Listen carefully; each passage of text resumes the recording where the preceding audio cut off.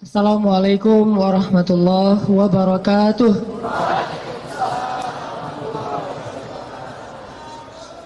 Alhamdulillahirabbil alamin.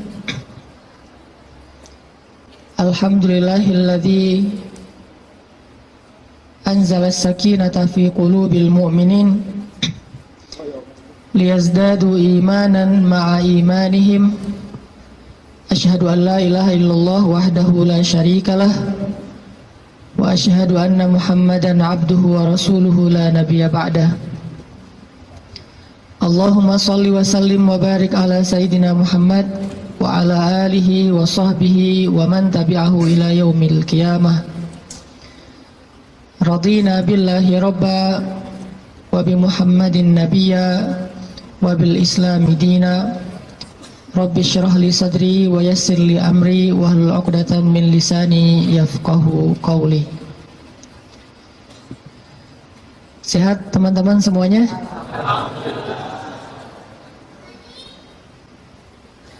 Kapan insyaallah?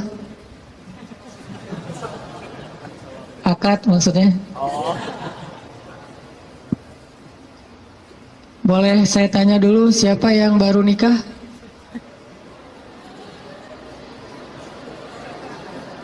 Siapa yang baru mau nikah? Baru mau. Wah, banyak di belakang ternyata. Di depan nggak ada yang mau. Siapa yang udah lama pengen nikah?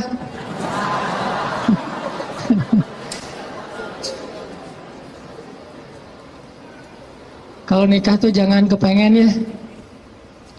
Langsung datang aja, ditolak datang lagi, ditolak datang lagi. Kayak Julaibib, pantang menyerah. Kita hari ini bahas apa? Jangan salah fokus. Fokusnya itu kalau di kamera yang otomatis itu adalah wajah ya. Jadi kan ada tuh kalau kita foto langsung nyari wajah. Kalau orangnya geser, fokusnya geser. Jadi dia nggak pernah gagal. Nggak mungkin dia fokus ke wajah tiba-tiba ngambil sepatu gitu. Sepatunya pink misalnya. Nggak mungkin kan? Artinya hari ini kita bahas tentang fokus dalam mencari cinta. Fokus dalam mencari cinta. Salah fokus dalam mencari cinta itu mungkin maksudnya adalah kalau kita mencari cinta itu mungkin buat mencari kesenangan dunia saja. Coba kita belajar mencari cinta itu untuk ngedapatin akhirat. Menurut saya itu lebih true love, lebih endless love. Kenapa? Karena cinta yang paling endless itu adalah cinta yang dibawa sampai ke akhirat. Jadi cinta di dunia dan di akhirat.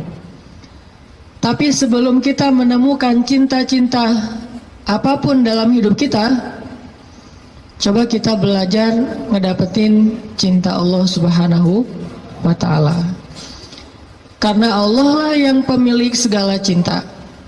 Kalau Allah udah cinta kepada hambanya, maka Allah Subhanahu wa ta'ala akan menitipkan rasa cinta di dalam hati semua hambanya untuk orang yang dia cintai.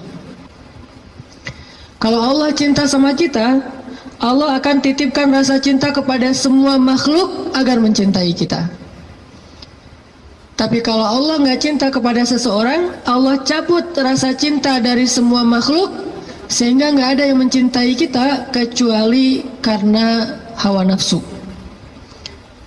Jadi kalau kita pengen ngedapetin cinta sejati, cintailah dulu dan raih pula cinta pemilik hati, yaitu Allah Subhanahu wa ta'ala. Jadi hari ini kita akan coba bahas tentang jangan salah fokus dalam mencari cinta. Oke, saya akan angkat kisah cinta Nabi Musa alaihissalam. Ada di surat apa teman-teman? Kisah cinta Nabi Musa. Nabi Musa pernah jatuh cinta? Pernah, kepada istrinya. Tahu nggak cerita Nabi Musa ketika pertama ketemu sama pasangannya, sama istrinya? Pernah baca kisah itu? Coba buka surat Al-Qasas, surat 28. Itu kisah cinta Nabi Musa alaihissalam. Surat Al-Qasas, surat Al-Qasas, surat 28 ayat 22. Coba buka aplikasi Al-Qurannya. Surat Al-Qasas, surat 28 ayat 22. Saya akan baca dari ayat 22 sampai ayat 28.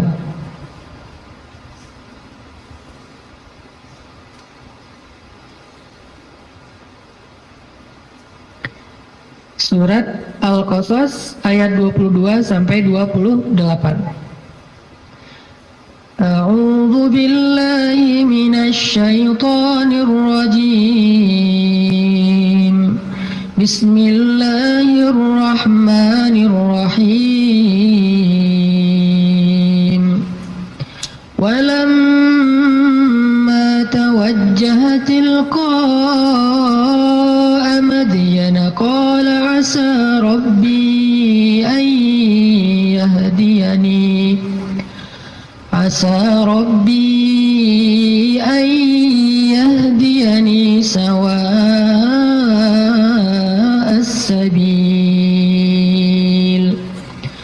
ولما ورد ماء مدين وجد عليه أمة من الناس يسقون ووجد من دونهم امرأتين تذودان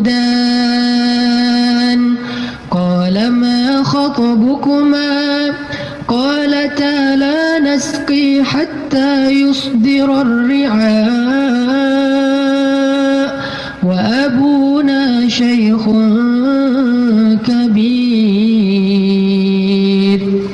فسقى لهما ثم تولى إلى الظل فقال رب إني لما أنزلت إلي من خير فقير فجاءته إحداهما تمشي على استحياء قالت إن أبي يدعوك ليجزيك أجر ما سقيت لنا فلما جاءه وقص عليه القصص قال لا تخف نجوت من القوم الظالمين قالت إحداهما يا أبت استأجره إن خير من استأجرت القوي الأمين قال إني أريد أن أنكحك إحدى ابنتي هاتين على أن تأجرني 8 حجج فإن أتممت 10 فمن عندك وما أريد أن أشق عليك ستجدني إن شاء الله من الصالحين قال ذلك بيني وبينك أيما الأجلين قضيت فلا عدوان علي والله على ما نقول وكيل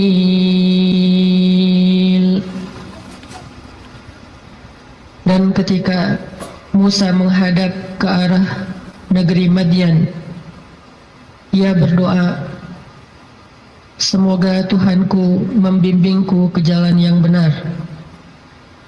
Lalu saat ia sampai di sebuah sumber air di negeri Madian itu, ia menjumpai di sana sekumpulan orang yang sedang memberi minum kepada ternaknya. Dan ia melihat di belakang orang banyak itu dua perempuan yang sedang menambat ternak mereka. Musa bertanya, "Apa yang kalian butuhkan?" Kedua perempuan itu menjawab, "Kami tidak dapat memberi minuman ternak kami sebelum penggembala-penggembala itu memulangkan ternak mereka, sedangkan ayah kami adalah orang tua yang sudah lanjut usianya." Lalu Musa menolong mereka dengan memberi minuman ternak itu. Kemudian dia kembali ke tempat teduh lalu berdoa, "Ya Tuhanku, sesungguhnya aku sangat membutuhkan suatu kebaikan yang turun darimu kepadaku." Tidak lama kemudian datanglah kepada Musa salah seorang dari dua perempuan tadi, berjalan dalam keadaan malu-malu. Ia berkata, "Sesungguhnya ayahku memanggil engkau agar ia memberikan hadiah terhadap kebaikanmu dengan memberi minuman ternak kami tadi." Maka tatkala Musa bertemu dengan ayah perempuan itu dan menceritakan kepadanya cerita tentang dirinya, laki-laki itu berkata, "Janganlah kamu khawatir, kamu telah selamat dari orang-orang yang zalim itu atau Fir'aun." Lalu salah seorang dari kedua perempuan itu berkata, "Wahai ayahku, ambillah ia sebagai pekerja kepada kita. Sesungguhnya orang yang paling baik yang engkau ambil sebagai pekerja adalah orang yang kuat lagi dapat dipercaya." Berkatalah laki-laki itu, "Sesungguhnya aku ingin menikahkan kamu dengan salah seorang dari putriku, dengan dasar bahwa kamu bekerja kepadaku selama 8 tahun. Dan jika kamu cukupkan 10 tahun, maka itu adalah satu kebaikan darimu. Maka aku tidak hendak memberati kamu, dan kamu insya Allah akan mendapatiku termasuk orang-orang yang baik." Musa berkata, "Baiklah, itulah perjanjian antara aku dengan engkau. Yang mana saja dari kedua waktu yang ditentukan itu aku sempurnakan, maka tidak ada tuntutan tambahan atas diriku lagi, dan Allah adalah saksi atas apa yang kita ucapkan." Shadaqallahul azim. Teman-teman yang dirahmati Allah Subhanahu wa taala, itulah kisah, salah satu penggalan kisah dari kisah Nabi Musa yang sangat panjang di dalam Al-Quran. Nanti kita bisa melihat bagaimana Nabi Musa tetap fokus kepada cita-citanya, tetap fokus kepada keinginannya, tetap fokus kepada himmah, azam, apa yang selama ini dicari oleh Nabi Musa alaihissalam. Walaupun adegan hidupnya berubah-ubah, karena manusia itu menjalani hidup dengan adegan yang kadang-kadang kita tidak menduga. Saya merasa bahwa hidup saya itu penuh dengan kejutan dari Allah. Saya orang Aceh asli, anak dari orang tua yang mungkin bukan orang kaya, tapi tiba-tiba Allah mentakdirkan saya kuliah di Mesir. Lalu pulang dari Mesir saya tinggal di Bandung. Sampai hari ini banyak adegan dalam hidup kita itu, banyak hal yang kita nggak pernah menduga. Adegan hidup bisa berubah, tetapi azam harus tetap ada di dalam diri kita, di dalam hati kita. Sehingga adegan-adegan yang kita alami, apakah itu adegan sekolah, belajar, adegan menikah, adegan bekerja, adegan berteman, semua adegan dalam hidup kita itu harusnya menjadi sebuah potensi, kekuatan, dan penyemangat buat kita mendapatkan apa yang sudah terazam dalam hati kita. Gak boleh cita-cita kita itu berubah gara-gara adegan berubah. Gak boleh harapan kita itu berubah gara-gara situasi berubah. Harusnya harapan kita itu kepada Allah Subhanahu wa Ta'ala tidak berubah sama sekali, walaupun hidup kita terus dinamis, berubah-ubah sesuai dengan kondisi, tetapi harapannya tetap sama. Kayak ibarat tadi orang pengen nikah, udah aja fokus nikah. Kalau dia bekerja, niatnya bekerja supaya bisa mempersiapkan mahar yang layak buat calon kekasih. Apa mahar yang layak? Minimal mah 1 miliar, 1 villa ya, mobil Alphard. Setuju yang di belakang?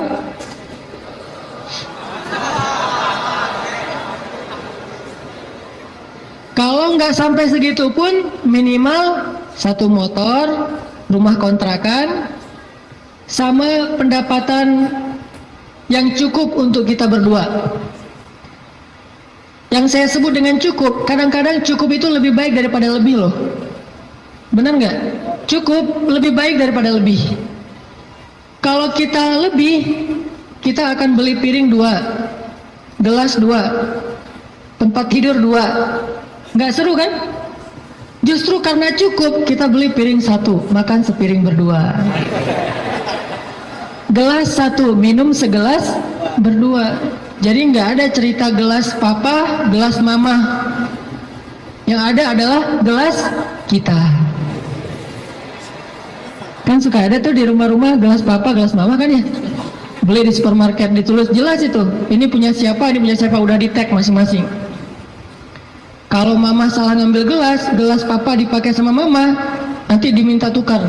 Mah, itu gelasnya papa. Oh ya, maaf pak, salah, balik. Akhirnya mamanya minum kopi, papanya minum teh misalnya. Kebalik kan? Harusnya gelas itu 1 berdua. Tolong yang mau nikah ya, di rumah siapkan hanya 1 gelas. Sisanya dikotakin aja, kalau ada tamu baru dikeluarin. Yang kita pakai sehari-hari hanya 1 gelas. Itu cinta yang nyunnah. Karena Nabi minum hanya dari gelas yang bekas diminum oleh Aisyah. Kecuali kalau aku agak-agak susah ya.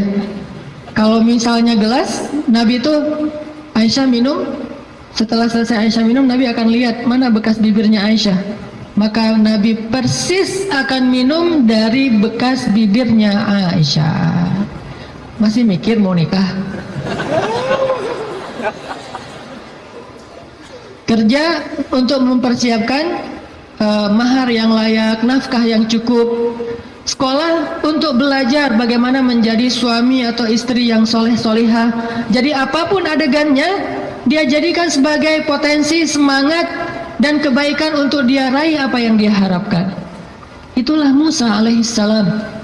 Dia punya sebuah azam, dia punya sebuah cita-cita, ingin membebaskan Bani Israel dari perbudakannya Fir'aun, ingin melakukan revolusi di negeri Mesir, ingin mengajarkan kepada Bani Israel la ilaha illallah, ingin mengajarkan kepada Bani Israel agama Yahudi.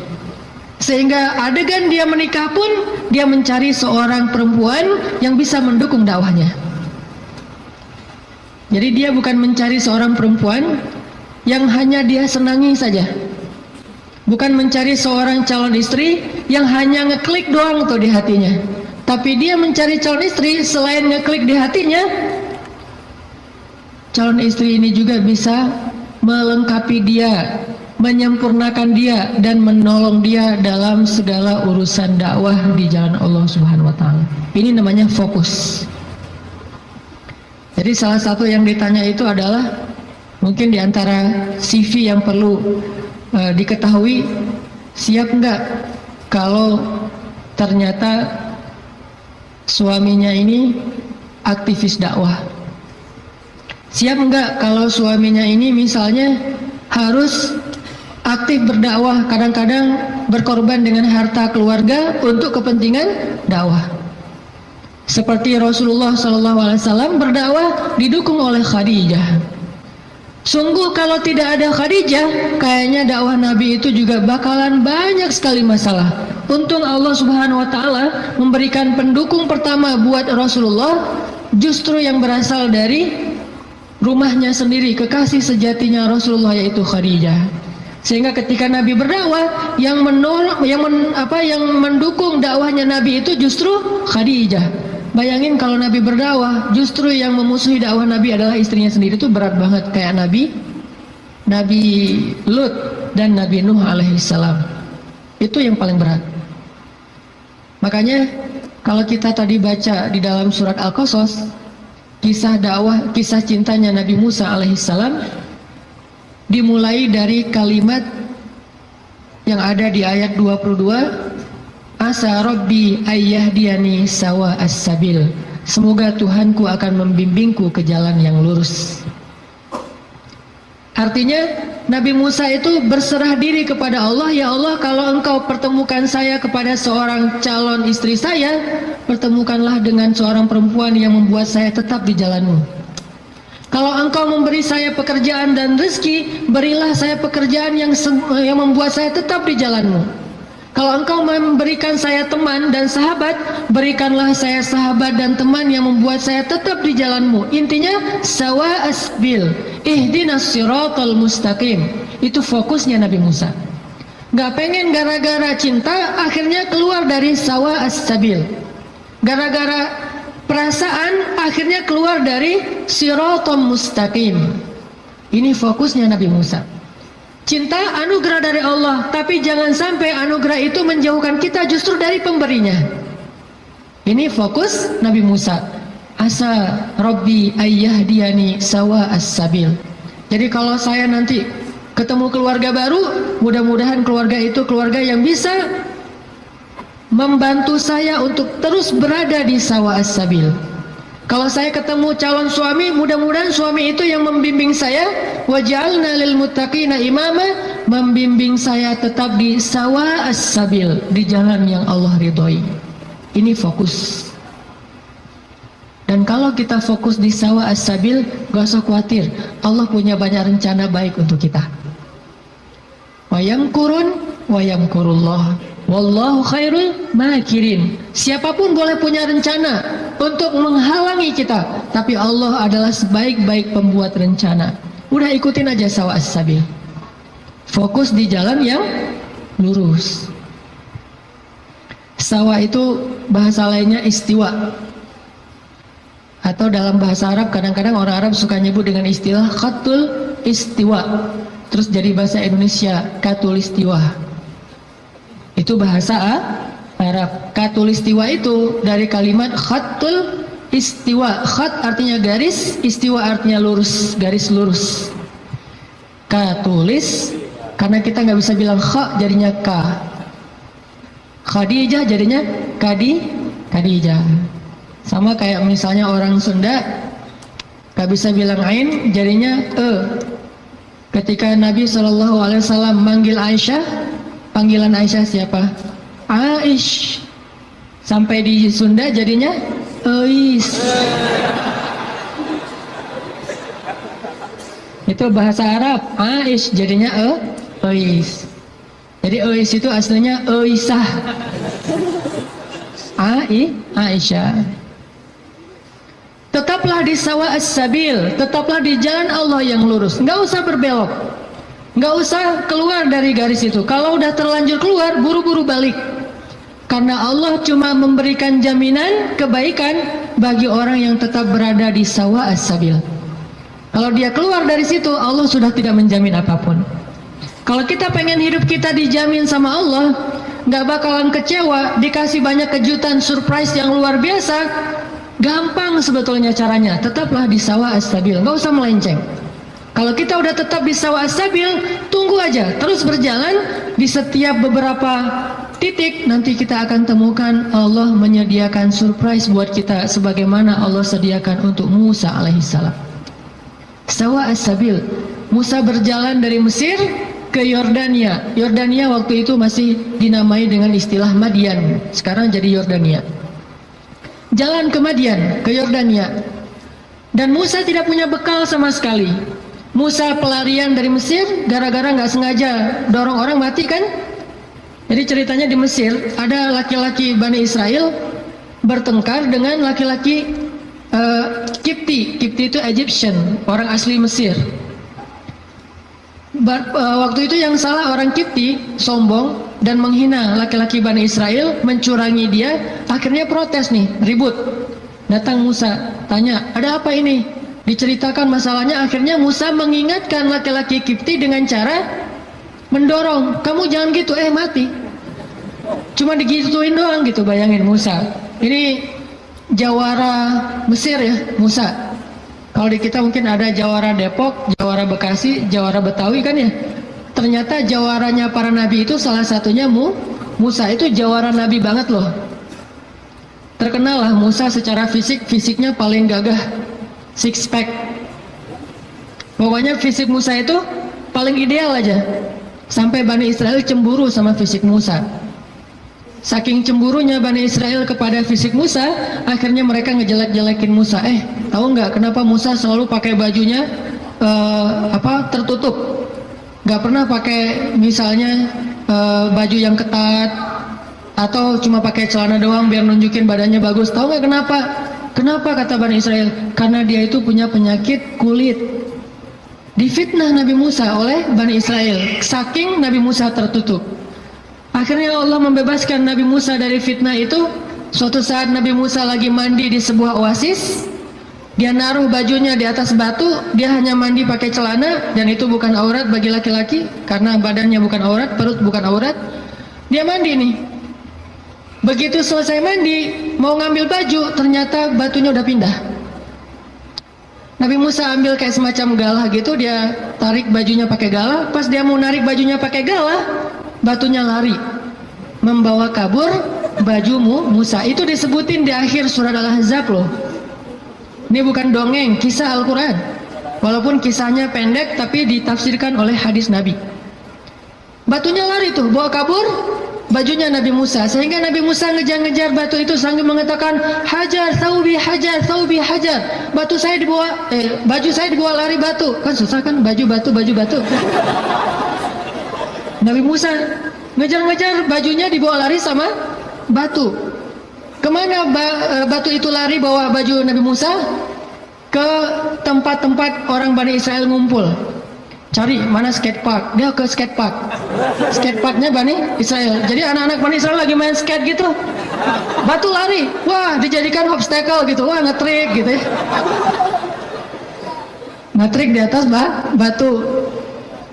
Jadi kickflip apa segala macam gitu, ngetriknya di atas batu, dikejar-kejar sama Musa. Kirain sama Bani Israel Musa juga lagi parkur gitu, ngejar-ngejar batu. Wah Musa parkur, ternyata Musa tuh jago parkur, badannya bagus kan.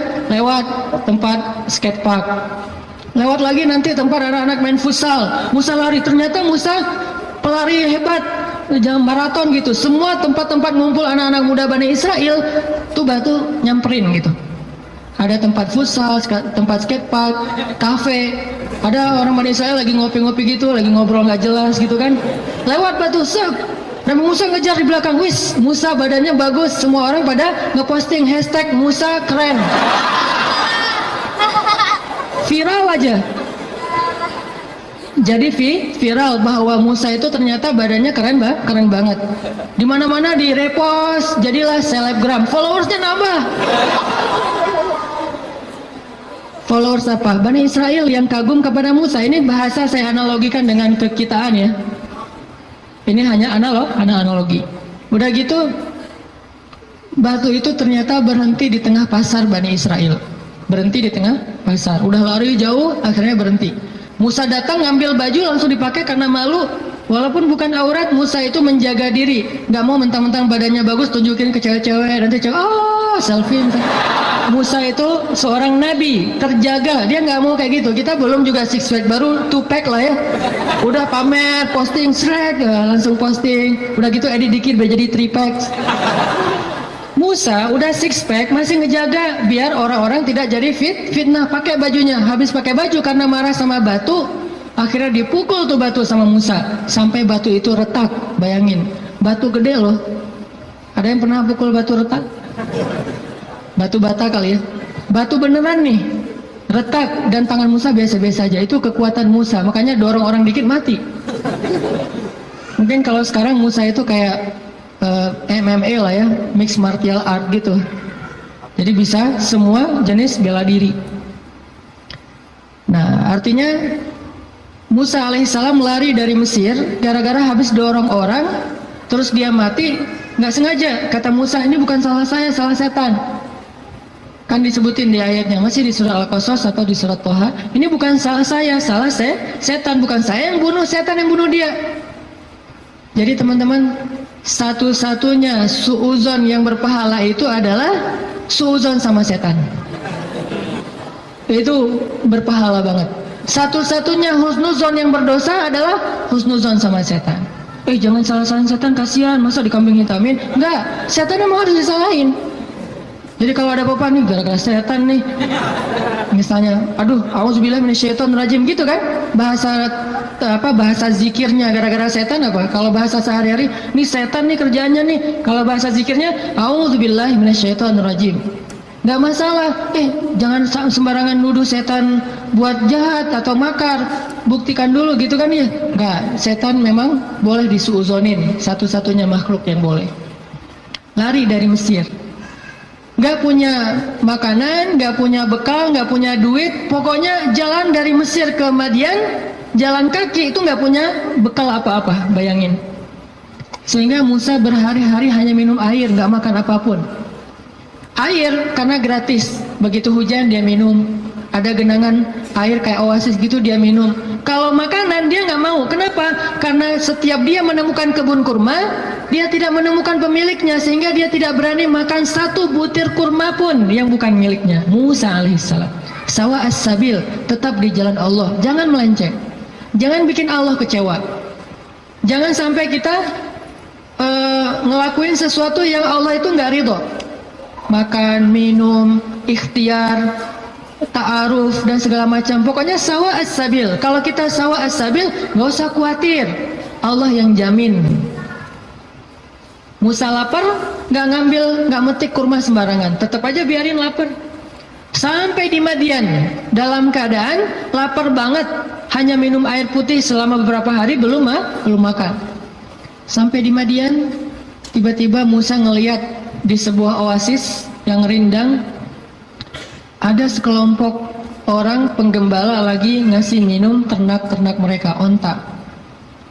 Dan yang disebut dengan gembala di zaman para nabi, itu satu gembala bisa punya ratusan ekor onta loh.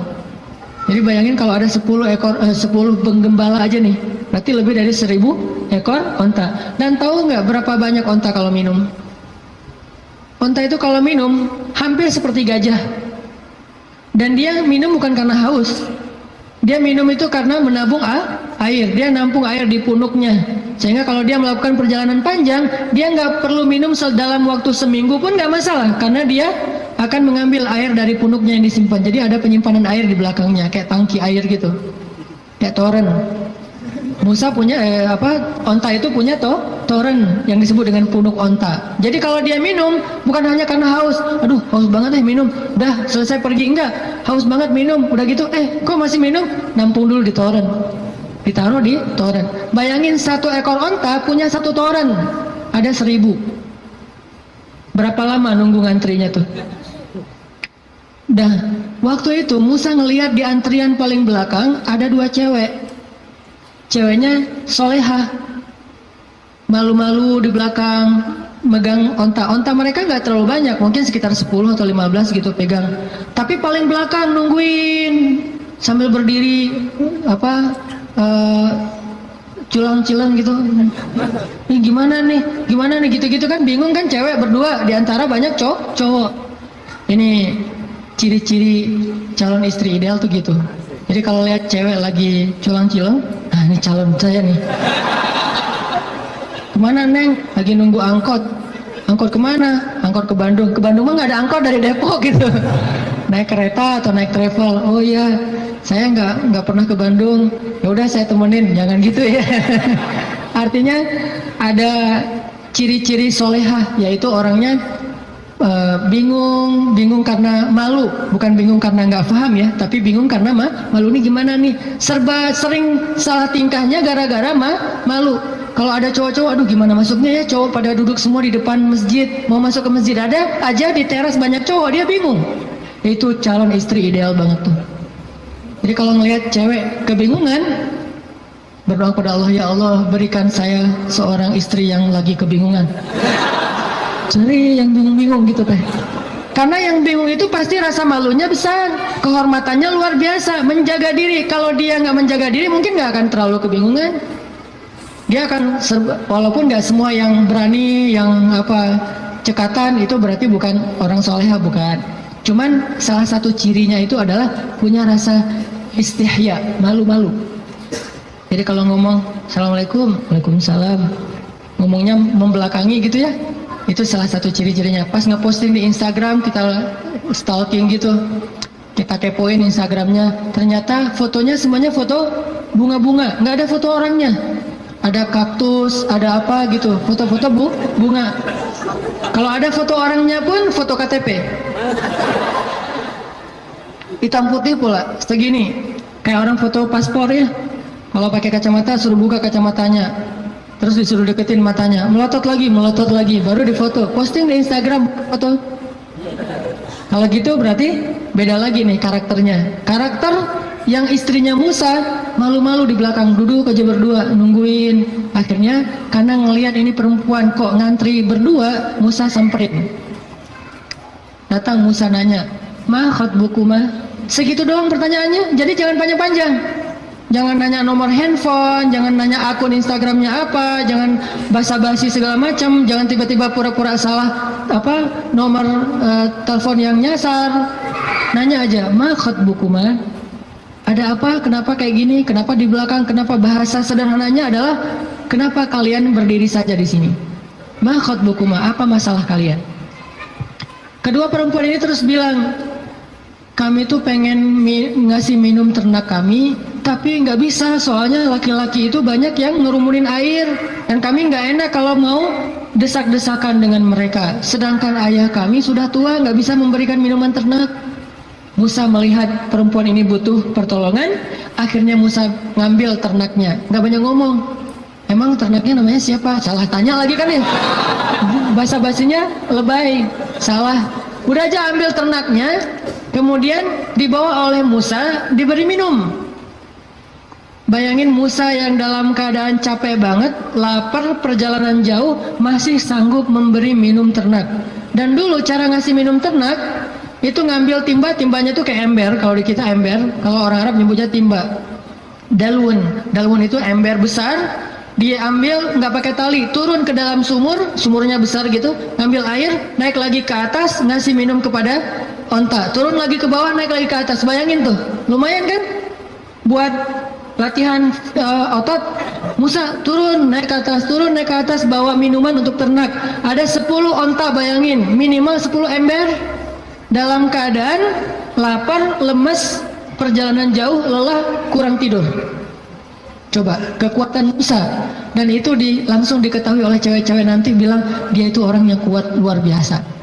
Kasih minuman ternak, udah selesai itu dikasih lagi ke cewek-ceweknya pada pulang. Jazakallah khair, wa iyyakum, pulang aja. Musa setelah mereka pulang nggak pura-pura apa gitu, aduh di sini warung Padang di mana ya, nggak nanya-nanya gitu. Nggak minta kepada perempuan itu balasan apapun. Di sini warung Padang di mana, di sini KFC di mana atau apa gitu. Dia cuma menyerahkan onta perempuan itu, kemudian dia kembali ke tempat yang teduh. Sampai di tempat yang teduh, dia berdoa lagi kepada Allah. Apa kata Musa? Kata Musa, Rabbi inni lima anzalta ilayya min khairin fakir. Ya Allah, saya fakir. Fakir itu butuh banget. Ya Allah, saya butuh banget rezeki darimu. Saya lapar. Ngomong ke Allah Subhanahu wa ta'ala. Saya lapar ya Allah, saya butuh kebaikan darimu karena saya sangat kekurangan sekarang, fakir sekali. Dalam keadaan lagi lelah kayak gitu, Musa kalau ada masalah apa-apa, Robbi, coba bayangin, ayat 22, Robbi, ayat 24, Robbi, ayat-ayat sebelumnya dan sesudahnya juga, Robbi, ada masalah dikit, Robbi, minta kepada Allah. Ketemu seseorang yang mungkin kayaknya ngeklik banget dan soleha nih, atau soleh, jangan ngomong ke dia dulu, ngomong ke pemilik hatinya dulu, Robbi, yang itu tuh, nanti Allah tiba-tiba ngeklik hatinya, udah jalan balik lagi ke belakang. Ada apa Kang? Enggak manggil. Kayak tadi ada yang manggil perasaan sih. Ternyata yang manggil bukan suara, tapi hati, perasaannya yang manggil. Oh, ya, kita kan nggak mau malu-maluin cewek, jadi yang ngomong kayak gitu tuh kita, oh iya saya tadi manggil, mau nanya, ini kalau mau misalnya masjid yang terdekat di mana ya? Tanya masjid gitu sih, biar soalnya gitu ya. Masjid terdekat di mana? Oh, masjid ya. Saya pengen sholat jamaah, saya nggak bisa sih kalau nggak sholat jamaah, orangnya gimana gitu. Mulai kan ya sholat jamaah. Oh ya ada di situ di apa dekat balai kota. Oh iya ya di situ juga banyak warung kok. Enggak, saya mah hari ini puasa. Hari Jumat gitu ya. Hari Jumat puasa. Jadi soleh banget lah ya intinya. Musa balik kepada tempat teduh, berdoa kepada Allah. Jadi kalau ada masalah lapar, doa. Kesasar, doa. Bingung, doa. Apapun, ilahi Rabbi, itu sawa as-sabil. Kalau kita mau makan satu buah korma di sebuah kebun, mintanya kepada pemilik kebun. Pak, boleh saya minta satu butir korma? Minta kepada dia. Tapi kalau kita lapar, minta kepada Allah. Allah itu pemilik alam semesta. Bukan cuma satu kebun kurma, tetapi langit dan bumi milik Allah. Minta kepada pemiliknya, Rabbi. Baru setelah itu ikhtiar kepada makhluk. Awalnya ikhtiar ke langit, baru kemudian ikhtiar di bumi. Jadi teman-teman, pesan moral pertama adalah kalau kita pengen ditolong oleh Allah, kalau kita pengen Allah kasih banyak kejutan, kalau kita pengen hidup kita itu penuh dengan kebaikan, pesan moral pertamanya adalah sawa as-sabil. Jangan keluar dari jalan Allah Subhanahu wa taala. Jalan Allah itu artinya syariat. Syariat itu dalam bahasa Arab artinya jalan hidup, the way of life, yaitu Islam. Jangan keluar dari jalan Allah. Tetap aja di situ. Pasti Allah kasih. Kalau pengen pas kita berjalan tiba-tiba ada kejutan dari langit, sawa as-sabil, tetap di situ. Jangan kecewain Allah. Jangan sampai Allah Subhanahu wa taala ngelihat kita ngeposting sesuatu yang Allah nggak suka. Bayangin kalau Allah udah unfollow, semua akan unfollow. Tiba-tiba akun kita jadi kosong, nggak ada followers. Apa arti Allah unfollow? Bara'atum minallah. Awal surat At-Taubah. Allah berlepas tangan. Berlepas tangan bahasa sosmednya unfollow. Lebih parah lagi kalau Allah sudah ngeblok. Khatamallahu ala qulubihim. Udah unfollow, diblok pula. Jadi kita japri nggak masuk, contrengnya cuma satu, udah diblok. Kita telepon, dialihkan ke nomor yang lain. Kita DM nggak masuk juga, artinya kita diblok. Request nggak di respon. Artinya jangan sampai Allah ngelihat postingan kita yang keluar dari apa yang Allah izinkan, sehingga akhirnya Allah nanti unfollow kita, ngeblok kita, menjauh dari kita, berpaling dari kita. Siapa lagi yang bisa menolong kita setelah Allah? Ini pesan moral pertama tuh, tetap sawa as-sabil. Apapun masalah kita, dalam pekerjaan, gimana pun sulit, jangan sampai kita melanggar. Jangan sampai kita pakai jalan pintas. Jodoh juga gitu, gimana pun sulit, jangan pakai jalan pintas. Rezeki, jodoh, sekolah, belajar, keluarga, teman, apapun, sakit, sawa as-sabil. Nanti Allah akan nyediain buat kita hal-hal yang kejutan. Pesan moral kedua, selama kita sawa as-sabil, terus minta sama Allah. Karena berdoa itu walaupun belum dikabulkan, tetap dia ibadah. Doa itu ibadah, teman-teman. Jadi kalau ada orang yang bilang, jangan banyak-banyak doa, malu sama Allah, mending kita beramal aja. Berarti dia nggak paham kalau doa itu dalam Islam sama seperti orang sholat sunnah 2 rakaat. Makin dia banyak berdoa, makin Allah sayang sama dia. Beda dengan manusia, kalau kita banyak minta, dia jadi kewalahan, jadi malas, sebel gitu. Minta aja nih orang. Kalau dengan manusia, kita banyak minta, dia menjauh. Kalau Allah kita banyak minta, Allah mendekat. Allah senang kepada hamba yang meminta. Masalah sepele, garam kata Nabi. Mintalah kepada Allah walaupun cuma garam. Jadi lagi masak, gak ada garam. Ya Allah, garam. Minta sama Allah. Udah gitu baru beli di warung. Minta dulu. Kenapa minta kok beli di warung? Karena bisa jadi kalau kita hanya membeli garam di warung lalu kita masak, kita tidak dapat pahala doa. Sedangkan kalau kita berdoa dulu baru beli garam, kita dapat garam plus pahala doa dan Allah kasih keberkahan di dalam garam itu. Siapa tahu pas lagi datang ke warung beli garam, yang nungguin warung si Neng, bukan emaknya ya. Mau beli garam, oh kenapa masak kurang garam ya? Tadi minta sama Allah, ya udah nih gratis aja deh gitu, bisa. Atau bisa juga, udah besok-besok gak usah masak sendiri, biar saya masakin. Kode keras ya. Tapi nggak mungkin juga kayak gitu. Artinya teman-teman minta sama Allah. Ada masalah dikit, ya Allah. Coba ini benar-benar jadi kayak habit kita ya. Ya Allah itu jadi habit. Ya Allah, dikit-dikit, ya Allah, dikit-dikit, ya Allah. Dan Allah tuh senang banget digituin. Nggak repot sama sekali. Walaupun Allah itu sibuk, tapi Allah nggak repot. Kulla yawmin huwa fi sya'n, fabi'ayyi ala'i rabbikuma tukadziban. Setiap hari Allah itu sibuk. Arti sibuk memberikan apa yang diminta oleh hamba-hambanya. Sibuk mengurus hambanya. Emang Allah senang kok ngurus kita. Jadi kalau kita minta ke Allah itu Allah kayak ada apa hambaku senang gitu. Bayangin. Walaupun nggak tepat, tapi Allah lebih senang. Walaupun analogi ini nggak tepat, tapi kurang lebih bisa kita bayangin. Allah itu lebih senang kepada hambanya yang meminta kepadanya daripada seorang pelayan di sebuah restoran, di sebuah kafe, yang ketika kita minta sesuatu dia tersenyum, dia ada apa Pak, langsung nyatet, langsung dikirim ordernya. Allah lebih senang dari itu. Dan salah satu di antara Nabi yang paling suka berdoa kepada Allah itu siapa teman-teman? Nabi Ibrahim. Allah menyebutkan Ibrahim itu inna Ibrahim la'awwahun halim. Awwahun. Awwah itu bukan awwah ya. Awwah itu beda ya. Kalau awwah justru enggak. Kalau awwah mau. Awwahun artinya da'a, suka berdoa. Ibrahim itu ada masalah dikit, ya Rabbi, doa. Makanya Allah banyak ngasih kejutan buat Ibrahim. Dengan istri pertamanya Sarah, dengan istri keduanya Hajar, dengan anak pertamanya Ismail, dengan anak keduanya Ishak, dengan cucunya Yakub, dengan cicitnya Yusuf.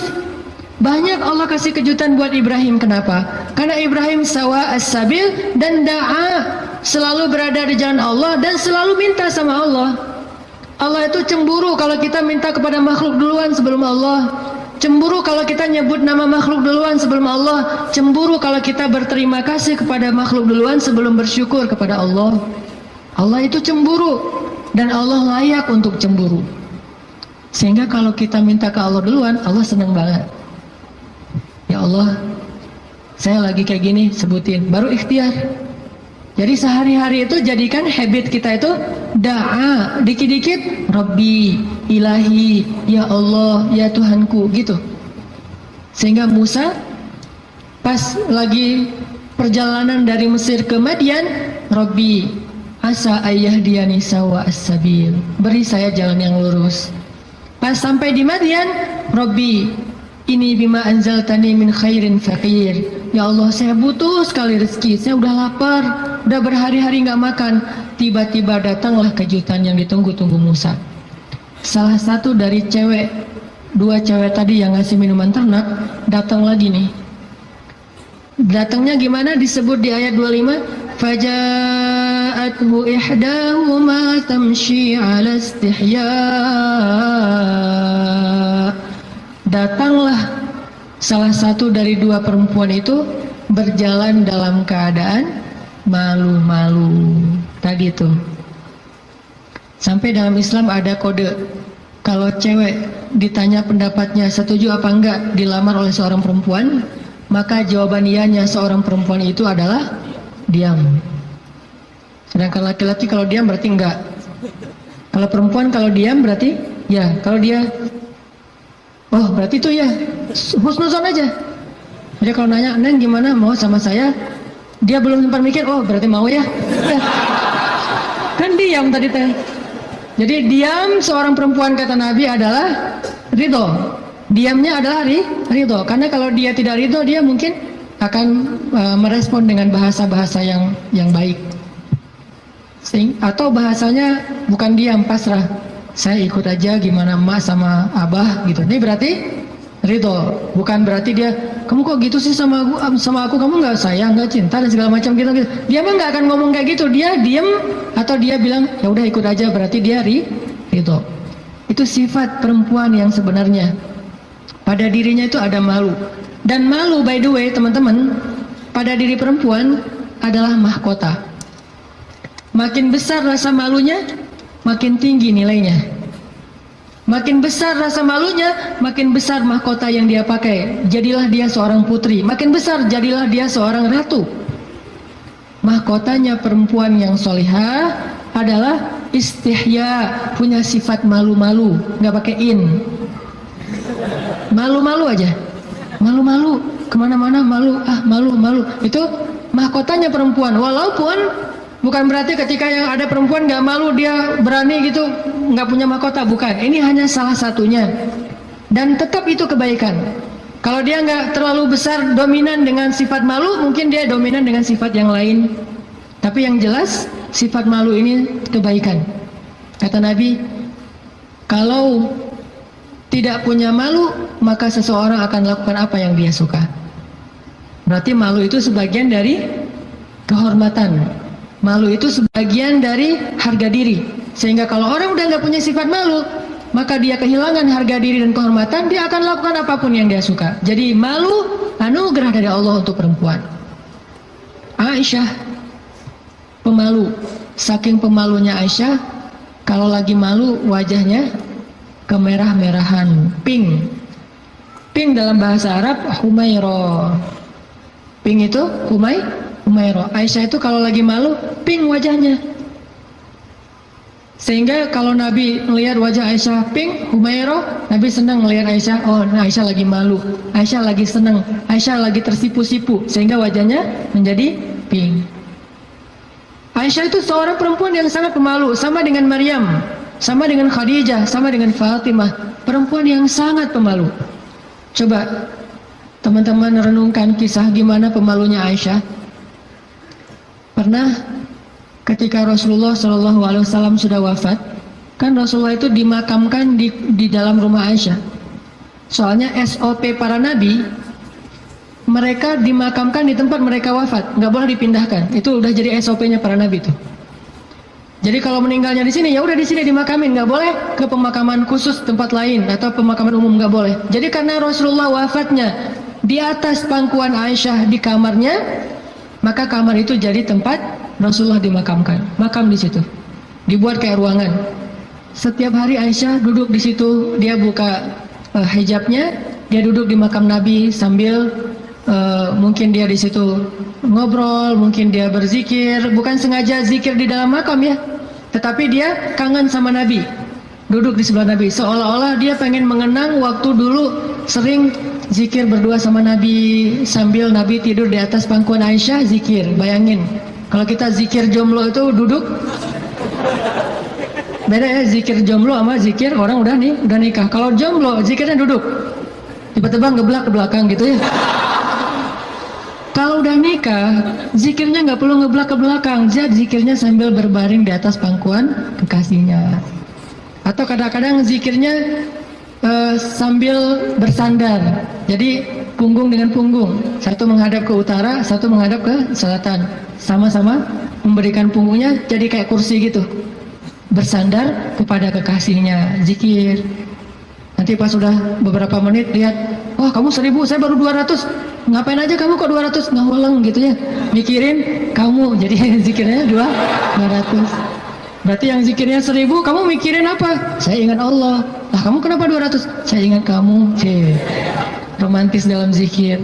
Artinya Aisyah tuh teringat masa-masa zikir dengan Rasul, sholat sunnah bareng dengan Rasul. Kan saya sering cerita tuh, Rasulullah kalau malam tahajud, beliau sholat tahajud sendiri dulu, nggak ngebangunin Aisyah. Kenapa? Karena tahajud Nabi itu di atas standar manusia biasa. Kalau ngebangunin Aisyah kasihan, nggak akan kuat Aisyah. Ini sayangnya Nabi kepada Aisyah, sampai dalam bab ibadah aja diringankan selama tidak melanggar syariat. Nabi nggak mau ngeberatin Aisyah sholat tahajud bareng dengan Nabi. Aisyah, tahajud yuk. Hayu, kata Aisyah. 1 rakaat Al-Baqarah, Ali Imran, An-Nisa, Al-Maidah, Al-An'am. Siapa yang kuat? Nggak usah Aisyah, Abdullah ibnu Mas'ud aja pernah jadi makmum dadakan di belakang Nabi, itu hampir batal sholatnya.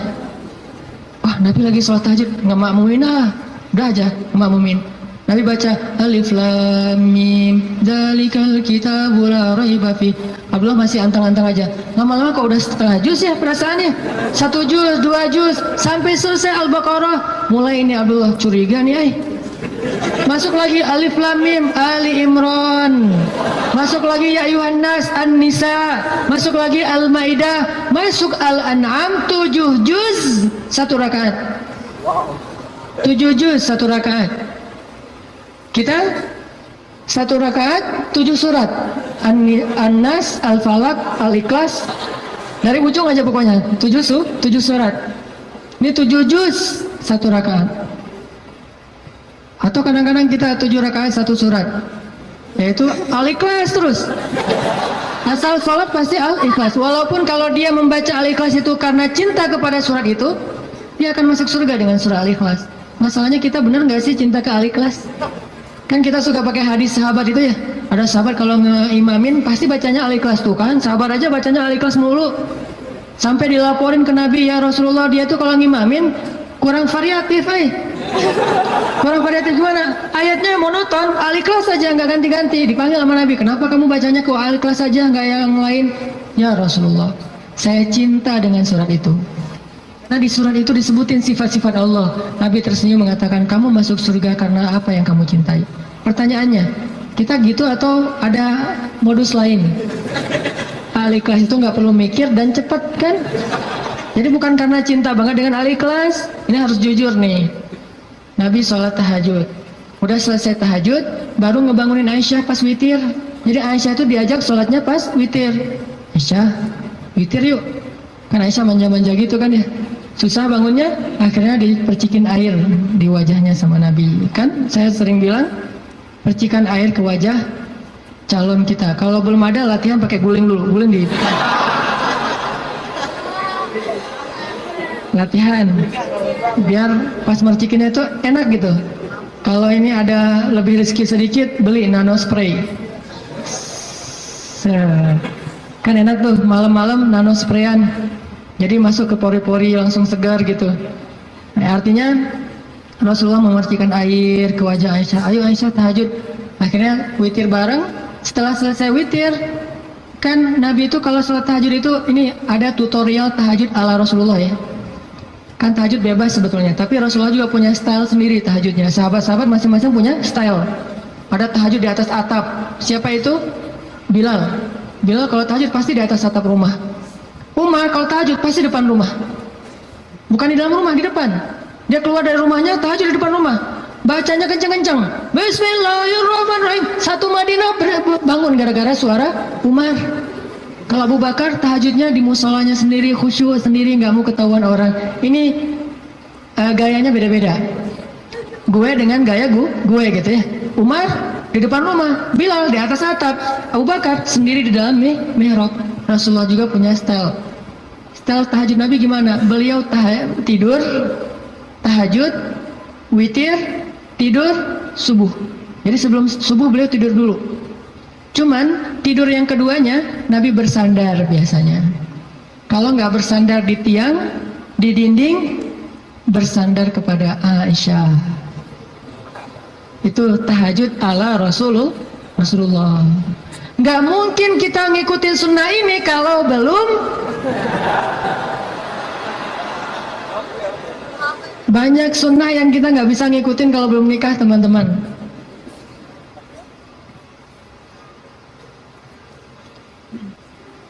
Ya, waktu jam 11.25, sebentar lagi ya, 5 menit aja lagi.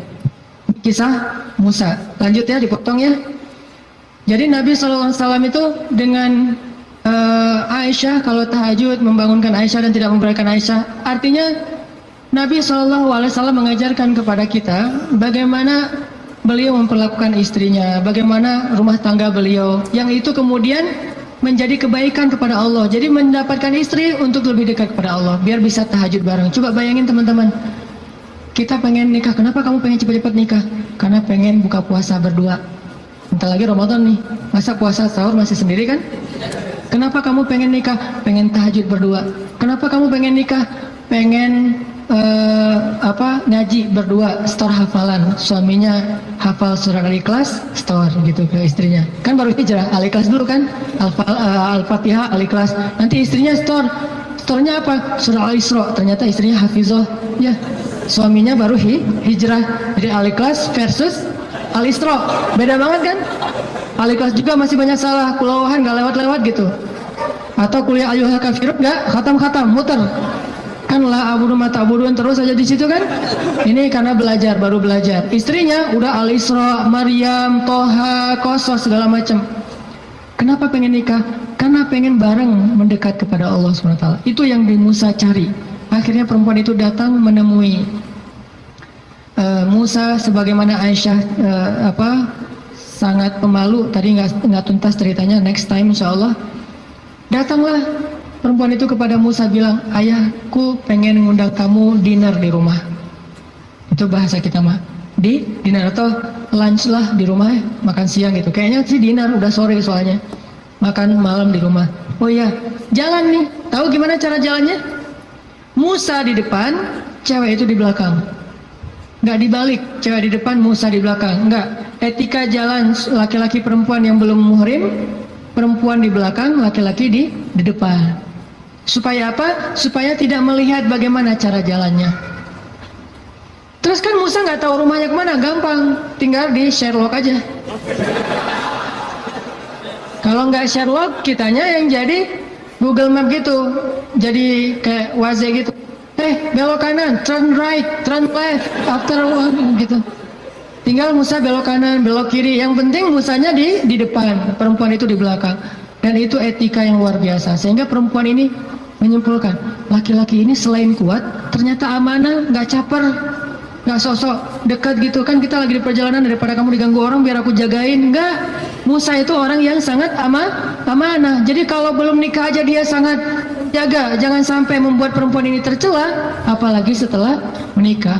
Sampai di rumah, cewek ini ngomong ke ayahnya, ya abah, bapak gitu ya, ya abati, itu laki-laki itu kuat dan amanah loh. Kalau ayah butuh pekerja, kayaknya dia yang paling tepat jadi pekerja di rumah kita. Ini sebetulnya kode. Perempuan kalau ngomong dengan bahasa kayak gini, berarti dia perhatian. Kalau dia udah bisa menyimpulkan dia kuat, dia amanah, dia tepat sebagai pekerja, berarti dia perhatian. Kalau enggak, dia nggak akan ngasih komentar. Ayahnya paham, ini bahasa elegan orang zaman dulu. Kalau sekarang kan, ya pengen nikah gitu kan, vulgar kan ya. Kalau dulu kode tuh, ya itu kayaknya cocok bekerja ke kita. Kata ayahnya, oh ya nanti ayah bicara sama dia. Ayahnya bukan menawarkan Musa bekerja, tapi menawarkan Musa nih nikah. Saya akan nikahkan kamu dengan salah satu dari putri saya. Terserah kamu yang mana yang kamu sukai. Maharnya bekerja kepada saya selama 8 tahun. Akhirnya Musa pun menikah dengan salah satu dari 2 perempuan itu. Dan perempuan inilah yang mendampingi Musa untuk berdakwah di Mesir melawan Fir'aun. Dan inilah kisah yang luar biasa. Nabi Musa mencari cinta itu untuk lebih dekat kepada pemilik cinta. Nabi Musa mencari cinta makhluk agar bisa mendapatkan cinta Allah Subhanahu wa taala. Bukan justru ketika ngedapetin cinta makhluk kehilangan cinta Allah. Ini namanya fokus. Teman-teman, pesan moral ketiga berarti adalah apa? Setelah sawa as-sabil, banyak berdoa. Yang ketiga adalah jadilah seseorang yang menyempurnakan hubungan kita dengan Allah dengan cara menikah. Itu maksud Nabi. Setengah dari agama itu adalah setelah kita menikah, kita sempurnakan. Gimana sempurna? Tadi tuh, tilawah sendiri jadi tilawah berdua, buka puasa sendiri jadi buka puasa berdua, tahajud sendiri jadi tahajud berdua. Bahkan ada ibadah yang kita bisa dapetin setelah menikah yang nggak mungkin didapetin kalau orang belum menikah. Ibadahnya simple. Ngapain? Goler, tidur di atas sofa sambil ngelihat istri kita rempong lalu lalang, itu pahala. Jadi gini aja. Itu sholat sunnah loh. Kalau yang belum nikah hanya bisa mendapatkan pahala itu dengan cara berwudu, sholat sunnah 2 rakaat. Yang udah nikah nggak perlu berwudu, nggak perlu sholat sunnah pun tetap dapat pahala sholat sunnah. Dengan cara apa? Pandangan suami kepada istrinya yang penuh kasih sayang, bagi dia adalah pahala ibadah. Jadi cuma ngelihat doang ibadah, tersenyum ibadah, kecup di keningnya. Bayangin, Nabi itu habis berwudu mengecup Aisyah. Bisakah kita melakukan itu kalau belum menikah? Ngecup apa? Habis wudu, cium Aisyah ke masjid. Wudu, cium Aisyah. Ini salah satu dalil dari mazhab yang mengatakan sentuhan suami istri tidak membatalkan wudu. Walaupun nanti ada dalil yang mazhab yang lain, Allahu a'lam. Ini mazhab. Tapi Nabi beberapa kali habis berwudu kecup Aisyah ke masjid. Wudu kecup Aisyah. Jadi kalau udah Nabi wudu, Aisyah udah siap-siap tuh. Para istri, kalau suaminya lagi berwudu, maka siap-siaplah kalian, karena sebentar lagi dia akan ke masjid dan lupa mengecup gitu. Biasanya kalau habis wudu, Nabi itu ngecup istrinya, dikecup di keningnya atau di pipinya ke masjid, kecup kening pipi ke masjid. Itu sunnah pahala yang tidak didapatkan kecuali dengan menikah. Setengah dari agama itu ada di dalam pernikahan, sisanya ada dalam status jomblo. Setengah-setengah lah ya. Jadi kalau mau utuh, pernah mengalami masa jomblo yang berat gitu, derita jomblo kifarat dosa kan ya. Setelah itu nanti mendapatkan setengahnya lagi setelah saya terima nikahnya Fulanah binti Fulan dan seterusnya. Itu teman-teman, maaf nggak tuntas cerita musanya. Insya Allah nanti dilanjutkan di kesempatan yang lain, bisa lewat streaming mungkin atau dalam kesempatan-kesempatan yang lainnya. Barakallah. Assalamualaikum warahmatullahi wabarakatuh. Ya teman-teman, kita tutup dengan doa bersama-sama. A'udzu billahi minasy syaithanir rajim. Bismillahirrahmanirrahim. Alhamdulillahi rabbil alamin. Hamdan yuwafi ni'amahu wa yukafi'u mazidah. Ya Rabbana lakal hamdu kama yanbaghi li jalali wajhikal karim wa 'azimi sultanik. Allahumma salli wa sallim wa barik ala sayyidina Muhammad wa ala alihi wa sahbihi ajma'in. Allahumma ighfir lana dhunubana. Allahumma ighfir lana dhunubana. Allahumma ighfir lana dhunubana wa liwalidayna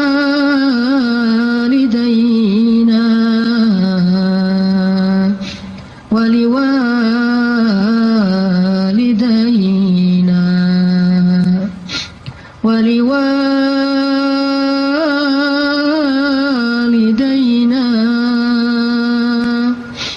wa liwalidayna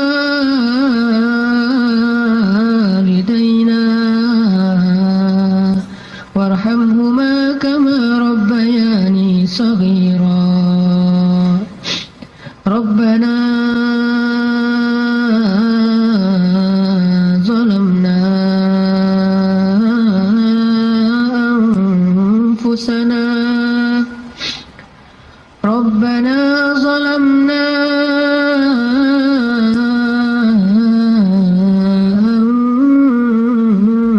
anfusana. Rabbana zalamna anfusana wa illam taghfir lana wa tarhamna lanakunanna minal khasirin.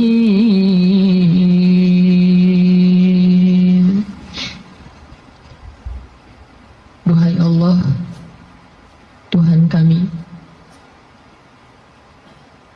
Engkaulah yang Maha Pencipta,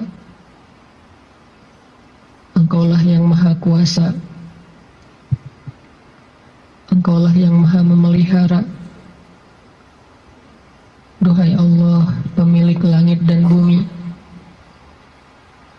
semua yang ada, semua ini hanyalah milik-Mu ya Allah. Engkau yang maha kaya, sedangkan kami fakir di hadapan-Mu ya Allah. Engkaulah yang maha kuasa, sedangkan kami tidak berdaya di hadapan-Mu ya Allah. Engkau yang maha tinggi, Engkau yang maha mulia, sedangkan kami rendah dan hina di hadapan-Mu ya Allah. Engkau maha baik, sedang kami banyak dosa ya Allah. Engkau yang maha mencukupkan segala kebutuhan, sedangkan kami kurang tanpa-Mu dan butuh Engkau ya Allah. Engkau yang maha indah, Engkau yang maha terpuji, Engkau yang maha bijaksana, Engkau yang maha tahu, sedangkan kami bodoh, tidak tahu apapun ya Allah. Ilahana, ajarkan kami iman, beri kami hidayah ya Allah. Jika Engkau memberikan kepada kami dunia dan seisinya, tetapi Engkau tidak memberikan iman, sungguh kami menjadi orang yang rugi.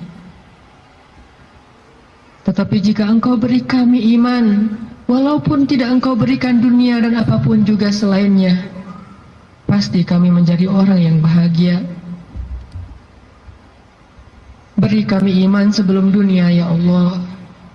Beri kami iman sebelum harta ya Allah. Beri kami iman sebelum cinta makhluk ya Allah. Beri kami iman sebelum keluarga ya Allah. Beri kami iman sebelum ilmu ya Allah. Beri kami iman sebelum segala sesuatu dalam urusan dunia ya Allah. Karena tanpa iman, dunia hanyalah menjadi jalan kehancuran bagi kami. Tapi dengan iman, dunia menjadi anugerah dan kebaikan untuk kami. Ilahana, beri kami iman, beri kami hidayah, tetapkanlah iman di dalam hati kami sampai akhir hayat kami ya Allah. Ajarkan kami iman di dalam setiap majelis-majelis ilmu ya Allah. Ajarkan kami iman dalam setiap ruku dan sujud ibadah kami. Ajarkan kami iman dalam setiap ketentuan takdir-Mu ya Allah. Engkaulah yang maha bijaksana. Ilmu-Mu meliputi yang gaib dan yang syahadah. Engkau yang sebaik-baik mengajarkan sesuatu kepada hamba-Mu. Ajarkan kami iman ya Allah, yang tidak bisa diajarkan oleh siapapun setelah Engkau ya Allah. Ilahana, jadikanlah majelis kami ini majelis yang menambah iman di dalam hati kami, bukan hanya menambah wawasan di dalam pikiran kami. Yang setelah kami bubar dari majelis ini, kami kembali kepada tempat kami masing-masing. Kami membawa pulang hadiah iman. Iman bertambah setiap hari ya Allah. Ilahana, ampuni dosa kami ya Allah. Dosa-dosa di masa lalu kami ya Allah. Ampuni dosa kedua orang tua kami ya Allah. Ampuni dosa kami ya Allah. Kalau dulu kami sering meninggalkan sholat kepada-Mu ya Allah. Ampuni dosa kami ya Allah. Kalau dulu kami banyak berbuat maksiat, dosa besar kepada-Mu ya Allah. Ampuni dosa kami ya Allah. Kalau kami dulu durhaka kepada orang tua kami ya Allah. Ampuni dosa kami. Janganlah Engkau biarkan kami kembali kepada-Mu dengan membawa dosa-dosa besar ya Allah. Beri kami husnul khatimah, di mana ketika kami kembali kepada-Mu, kami datang dengan amal ibadah dan Engkau ridho kepada kami. Ampuni dosa kedua orang tua kami ya Allah. Sayangi ayah bunda kami ya Allah. Sayangi mereka seperti sayangnya mereka kepada kami, bahkan lebih dari itu ya Allah. Jika keduanya telah wafat, lapangkan kuburnya ya Allah. Jadikanlah kubur mereka taman-taman surga.